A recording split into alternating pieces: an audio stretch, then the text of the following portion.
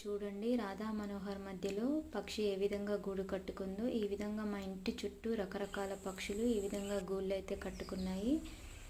నాకు ఒకటే అనిపిస్తుంది, నేను మొక్కలు పెంచడం వల్ల నా చుట్టూ ఉన్న వాతావరణంలో పక్షులకు నేను ఎంతో కొంత సాయం చేశాను అనిపిస్తుంది. ఈ విధంగా పక్షులన్నీ ఎర్లీ మార్నింగ్ మా ఇంటి చుట్టూ సందడి ఏ విధంగా ఉందో చూడండి మీరే.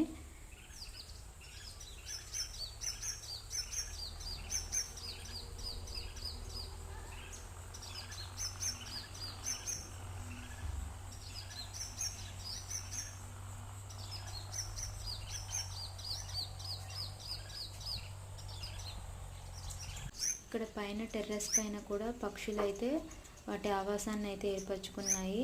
ఎక్కడ పచ్చదనం ఉంటే అక్కడ పక్షులు అనేవి కనబడుతూ ఉన్నాయి. ఇలా మాకు పైకి వచ్చిన పక్షుల సందడి, కిందికి వెళ్ళిన పక్షుల సందడి అయితే చాలా బాగా ఉంది చూడండి.